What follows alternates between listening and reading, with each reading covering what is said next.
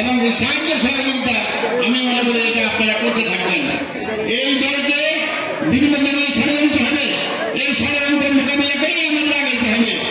আমি আপনাদের অবস্থা দেখে আমি সামনে থেকে বাঁচতে থাকবো ইনশাল্লাহ। আপনারা দোয়া করবেন, মনোবল দিবেন, এতে কোনো রকম সন্দেহ নাই। আমি ওই রকম পাবলিক না, আমি আর কোন রকম মানুষের প্রতি অন্যায় করে না, মানুষকে ভালোবাসে, নিজেরা কাউকে চাঁদাবাজি হোক, অন্য কোনো খারাপ কাজ হোক, এই মাথা থেকে এই মাথা পর্যন্ত দেখেন, দাঁড়িয়ে মানুষ সব দেখেন, কোন লোক উল্টা পাল্টা কাজ করে না। একটা আমল দিয়ে আপনাদের আরো ভালো কাজ করবে ইনশাল্লাহ তারা। আর আপনার এই 16 নম্বর ইউনিয়নবাসী আসলে তাদের মধ্যে যে এত বড় ঐক্য আছে, এত বড় প্রোগ্রাম আপনারা করছেন, এত বড় অনুষ্ঠান করছেন, যাদের সংগ্রামে আজকের এই অনুষ্ঠান হচ্ছে তাদেরকে আমি আন্তরিক ধন্যবাদ। তাদের কথা শুনি, আপনারা আমার কথা শুনেন, এটা কোন রকম সমস্যা না। আগামী দিনগুলোতে আমাদের দলের যে একত্রিত হওয়ার ভিত্তিতে পরিচালিত হবে, এটা সব রিফ্লেক্ট করে আপনারা নিয়ে যাবেন। এখন তো সবকিছু বলা সম্ভব না, কিন্তু মহিলাদের জন্য ফ্যামিলি কার্ড, কুটির শিল্পের ব্যবস্থা এবং তাদের চাকরি বাকরির ব্যবস্থা, ইয়াং জেনারেশনের জন্য চাকরি বাকরির ব্যবস্থা, কর্মসংস্থানের ব্যবস্থা, স্বাস্থ্য সেবার ব্যবস্থা, আইন শৃঙ্খলার উন্নতি, রাস্তাঘাটের উন্নতি, সব রকম ফ্যাসিলিটি ইনশাল্লাহ থাকবে। গত 17 বছর 18 বছর আমরা কথা বলতে পারি, আজকে সবাই সুন্দরভাবে হাঁটতে পারবো, চলতে পারে, একজনের কাছে সুখ দুঃখে কথা বলতে পারে, এটাই আমাদের বড় স্বাধীনতা ইনশাল্লাহ।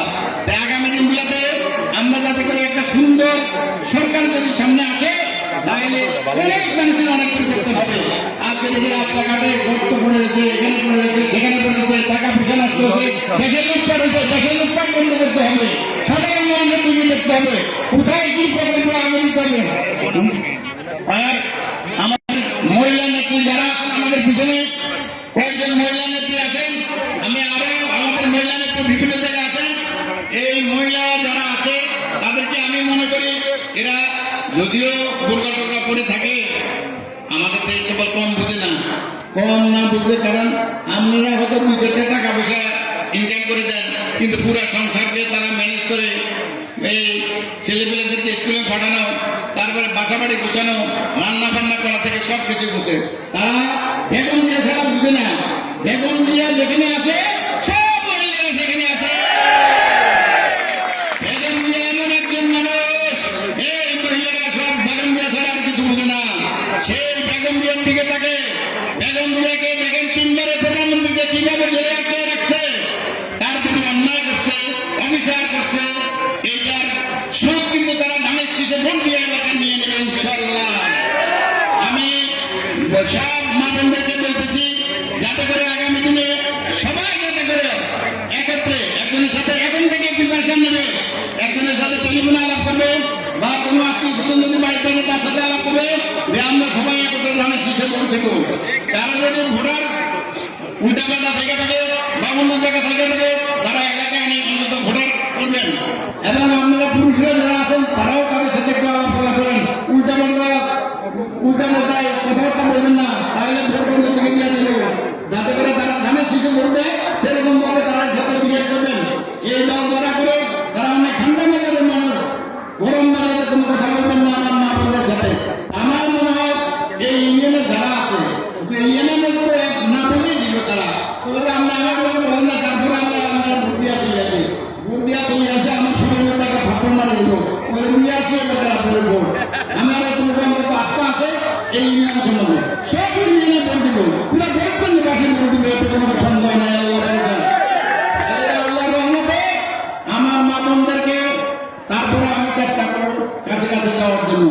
আমি বলে দিচ্ছি যে 3টা ওয়ার্ড নিয়ে একটা প্রোগ্রাম করার জন্য মহিলাদের জন্য আমাদের পিছনে নেতৃত্বে আছেন, আরো নেত্রী আসতেছে, সব নেত্রীরা তাদের সাথে কথা বলবো, আমাদের নেতারাও থাকবে সাথে ভাগ ভাগ করে যাতে করে আমরা সব জায়গায় কাজ করতে পারি। আজকে থেকে আপনার মতো যারা ভাই আছেন এবং মহিলাদের একটা কমিটির মতো করে দিয়ে প্রত্যেক বাড়িতে বাড়িতে একটা গ্রুপ করে পাঠাবেন এবং রেকর্ড রাখবেন যে কোথায় কোন বাড়িতে গেছে। এখানে তো সবাই সবার বাড়ি ছিলেন, কোন ওয়ার্ডে কয়টা বাড়ি আছে, কোন বাড়িতে কে যাবে না যাবে, একটু নোট করে রাখলে আমার মনে হয় সবচেয়ে সুবিধা হবে। সেইভাবে আমাদের কাজ করতে হবে। আসলে মাকে আমার চলে আসতে সেই জন্য আজকের জন্য মনে হয় সব কথা একদিন বলে বলে শেষ হয়ে যাবে। বহু কথা আছে, সেই ভালো ভালো কথাগুলো, সেই বুদ্ধিমত্তার যে কথাগুলো আছে, বিভিন্ন পলিসির কথাগুলো আছে, সেগুলো আস্তে আস্তে কানে কানে কিছু বলতে হবে, রাস্তা দাঁড়ায় কিছু বলতে হবে, বাড়ির সামনে দাঁড়িয়ে কিছু বলতে হবে। সেই কথাগুলো আমরা সেইভাবে বলবো। মিডিয়ার লোকজন সহকারে তাদেরকে আন্তরিক ধন্যবাদ জানাচ্ছি, কারণ তারা সব কিছু দেয় ধরে। ওই আবার দু চারজন কোথায় কি করে সেগুলো ভেতর না, পুরো জন্য যারা আছে 7 লক্ষ লোকের বসবাস। আমি বলবো সবাই মতামত আপনারা উঠে যাবেন ইনশাল্লাহ। আগামী দিনে আমাদের মনোবল আছে, আপনারা মনোবল ঠিক রাখবেন। আমরা পিছিয়ে ওঠার মানুষ না ইনশাল্লাহ। শহীদ জিয়া যারা দলপথ যারা করে, যারা শহীদ জিয়ার সৈনিক, তারা পিছিয়ে উঠতে পারে না, তারা সবসময় সামনে চলে এইভাবে পিছিয়ে উঠতে পারে না, সামনেই হবে ইনশাল্লাহ। আপনারা সবাই কাছে দোয়া করবেন, আপনাদের সবাই আমাকে দোয়া করবেন। আপনাদেরকেও আমি আন্তরিক ভালোবাসি। এই স্কুলের যে আজকে সম্বোধনা দিচ্ছেন, এই সম্বোধনা যতদিন আমার পৌঁছায়, সেই ততদিন পর্যন্ত আমি এই জিনিস মনে রাখি চলবো ইনশাল্লাহ। আমি কোনো যাওয়ার রাস্তা না ইনশাল্লাহ। আমরা সবাই আছি। আমি